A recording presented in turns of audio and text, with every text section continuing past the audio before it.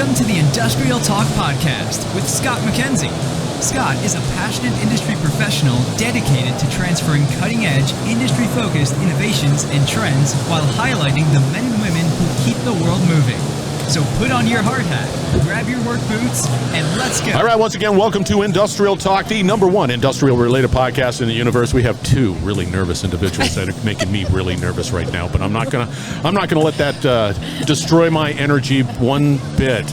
We are so thankful that you support this platform, a platform that is dedicated to industrial professionals all around the world. Because you're bold, you're brave, you dare greatly, you solve problems, you innovate, and you're making the world a better place. And as you can tell by the sound in the background, we are on site, FABTECH, Chicago, Illinois, and it is a great event. If you're not here, you need to be at the next one, and that's in Orlando. Let me get my paper so I get the right here. Paper, October 15th through the 17th. In Orlando, put that down, and it's massive. A lot of solutions. All right, in the hot seat, we have two incredible professionals. Mary, what's your last name, Mary? Pramik. Okay, say that again? Pramik. Okay, Pramik? Pramik.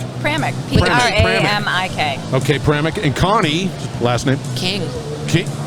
That's an easy one. Yeah, that's big time. Can you spell that for us? K-I-N-G. See. All right, let's get cracking. Only I would spell it that way, like knife. There you go.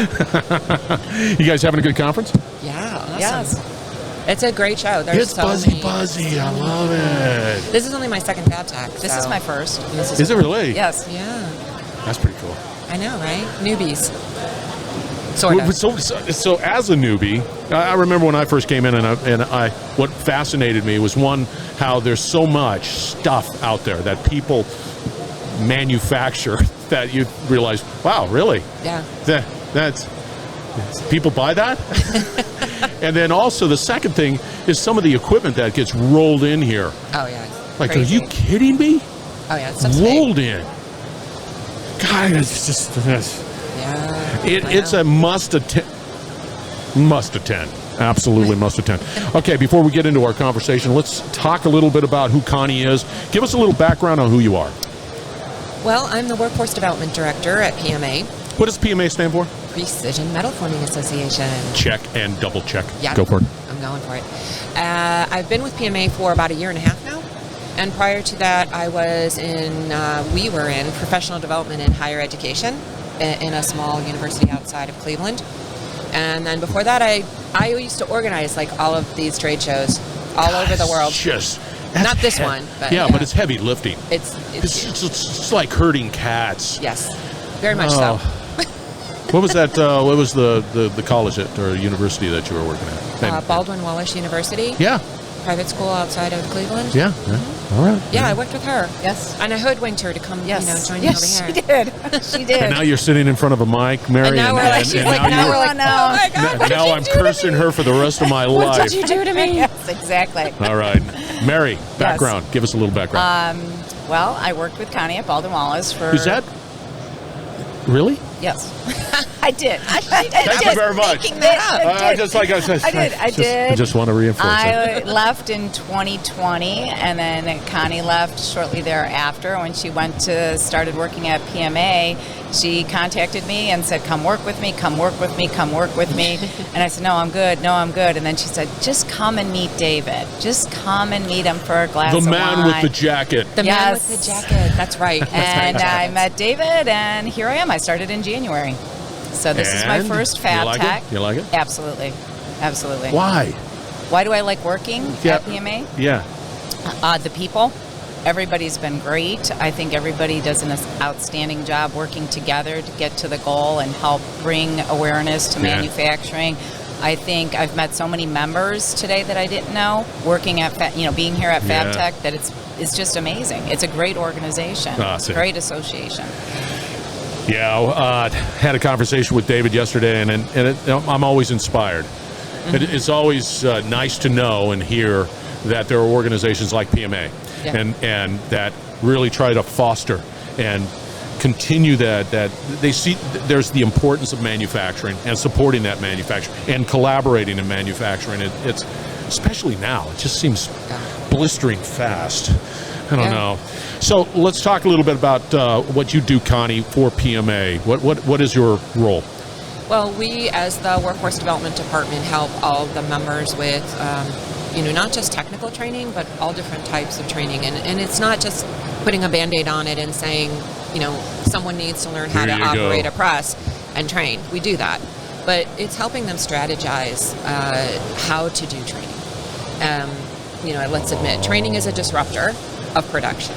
And there's not a lot of people with any downtime in production right now, right? They're especially if you're dealing in a small to mid-sized sort of environment, right? Yeah, it's hard. Yeah. So we help them strategize how to do that because, not everyone's versed in training and development. They just know they need something done. So we work with, our members to help them do that and understand how to do that. Brilliant. Because when talking to David, one thing that was clear, it's like, okay, so I'm a small manufacturer. I want production. I want to do what I need to do to continue to keep the lights on and make payroll. That's my life. That's my world. And I've got a million balls. The last thing I want to do is talk about training. But I know I need to do it. And I don't want to, learn how to create a great learning program but it's important today, Mary. It's important today to create that culture to be able to know that if I'm hiring individuals, I'm going to train them, but to be able to train them in a way that is meaningful. Do you agree with that? Absolutely. Not only train them in a way that's meaningful, but to show the new employee coming in that there are steps that they can take to advance within that company. That we want to train you here, but you can move up to leadership role, a team leader, and keep moving up, and we'll continue to train you. And if you offer that to the employee, then that employee is going to stay. Because right now there's such a great turnover that employees don't stay. They go down the street and you make $2 more. But you got to show them that this could be a career. And you may have to start at a lower level, but we're going to train you and we're going to keep training you so that you can keep moving up in our company. Honestly, I've lived the life of somebody. You're invested in the individual. You're putting a lot of energy there. They're a leader within your organization, and yet they'll bolt for a buck. Yeah. And then me as the owner, I'm scrambling to try to figure out now what. How do I bring individuals? So Connie, do you in your conversations with your members, do you speak about that culture, the necessity? Yeah. Because I'm not into it. I'm into that production, So do you have that conversation? Yeah, because it's all part of the process, and your culture is, there's a saying that most people don't leave their jobs, they leave their managers or their bosses. Yeah. And there's truth in that, unfortunately a lot of people are put into roles because they're really good at what they do, but they're not trained in how to manage people and deal with people and understand people and work with teams. And that's where we come in and we help. And it's like the old culture of the old manufacturing 50 years ago is very different when you have Gen Zs. They want different things, right? They want different things out of life. And so changing your culture, working with your culture and changing your culture is a very big challenge for a lot of people, but it's so important to make that. Mary, do you get that conversation around, well, that's not how we've done it for the past 50 years. Exactly. Yeah, we've been manufacturing. We've seen good days and bad days, and all of that. This one will. I think, especially today, how do you begin saying this is good business for me to begin to say, all right, I got to listen to you. I've got to do this. I got the training. But there's more than just training. It is. Are you at least getting people saying, yeah, that makes sense? They're starting to. They better. Yeah, they're starting to because they need to listen to us because they have to get the employees in there. They can't just, okay, this person is breathing, let's bring them in and put them in front of a machine. You have to. The younger generation doesn't want that. They want a career. You have to work with them if you want those employees. And right now, all these companies need employees. They're struggling to get employees in. How do we inspire the younger population to at least begin to look at manufacturing or elements of manufacturing as a career? Don't we need to plant that seed earlier than now all of a sudden the kid's out of school and I don't know what to do, and I went to college and I took some history classes. We need to, how do we do that? Yeah, that's where I think manufacturing has struggled for a long time in taking it all the way down the pipeline to like kindergarten, right? If you start with tech schools, like in high school, they start around 10th grade, like saying, oh, are you going to go into a tech school or are you going to go to the high school? That's late, right? Yeah. It's good, but it's still late. Yeah. And there are ways to sort of get that all the way down. We partner with an organization called Edge Factor out of Toronto. They have this amazing career awareness program. If nobody has looked them up, look them up. It's Edge Factor. And they're this cutting-edge video company that produces all kinds of career awareness from kindergarten all the way up to post-secondary. Cool. Getting into the schools, getting into the communities, getting into the companies, and teaching kids what it's about.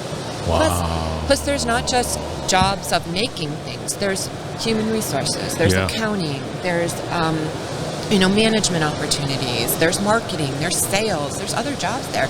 And we don't do a good job as an industry in letting kids know that, yeah, if you like to make things with your hands, it's great. But if you want to go into something else, engineering, there's so many opportunities. And we don't really tell them that.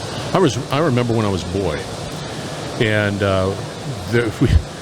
lousy film, let's just put it that way. However, I'm sitting in, and I remember this second grade, and we were learning about transporting bread from manufacturing to the store shelf.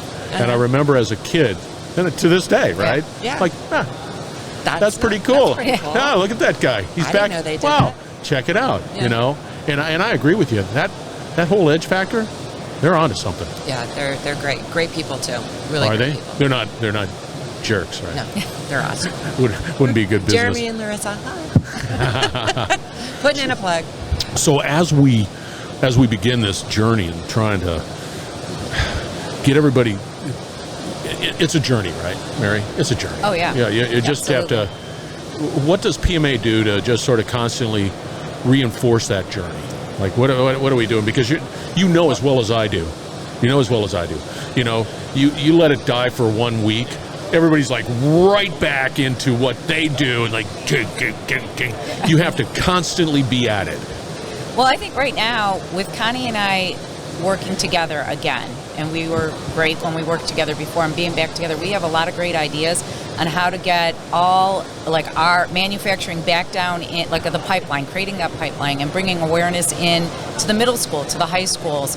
And we're trying to get our PMA modules and training, Metalform EDU, into the tech schools, into the high schools, so they can see how this works, so that you can get away from that fact that, that mindset that some of the younger generation has, that working in manufacturing is dirty, it's old school, they don't want to do it.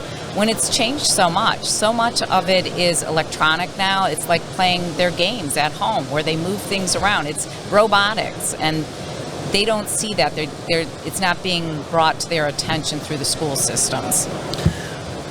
Whether we like it or not, there is that conversation around automation, and the reason why it's automated is because I don't want to deal with the human side, but the human is always going to be there. Oh, absolutely. It does not stop. It does not. So it's, if you can hear their voice, just recognize that you're going to have to deal with people. Just are. Yep. So figure that out. And I just cannot stress it enough that I think being involved in an association like PMA is just strategic for any of the companies. It just is, if you find it, because you can't do it alone. No. And there's so many resources to take advantage of to really help them. You can't take on all the job yourself. Yeah. And that's where, when you reach out to all the different areas where we can help, and take advantage of your membership, take advantage of your peers, the networking and things just between members, best practices. They've walked the walk with you. They've been through your challenges, they've been through your successes, they can help you, and that's great. The members alone are worth it. All right. You guys are wonderful. Thanks. See? So we See? are. See? Thank you. This has She been made so it. much fun. It's been so much fun. See? This is I so told much ya. fun. We're going to go back and say, You owe me $1. I Yes. owe you $1. Yes, I do. I will bring it over here because you know, with $1, you can buy a lot of stuff these days. No, you can't. You can't go to Starbucks. No. You get nothing you at can't. Starbucks. You don't get anything. Yeah. I don't think you can buy anything with just $1. Mary, how do people get a hold of you? What would be the best way of saying, Mary was so inspiring, I need to get a hold of her? You can go onto the PMA website and you can find my information there. You can email me. You can call me. There it is, right? And Right. Connie? Same. Yeah. I mean, you can give us go to pma.org and you can find us under workforce. Call our office, 216-901-8800. There it is. You need this energy. You need this energy in your business. So reach out to PMA. Reach out to these two wonderful professionals out there and get engaged. That's what I am telling you. That is your call to action. That's your task list, for lack of a better term. All right, once again, we're broadcasting from FABTECH. Chicago, Illinois is the location. Put this on the calendar for 2024. Once again, it's going to be in Orlando. You're going to have all the contact information out on Industrial Talk. So, yeah, make FABTECH a priority and make connecting with Mary and Connie a priority too as well. Stay tuned. We will be right back. You're listening to the Industrial Talk Podcast Network.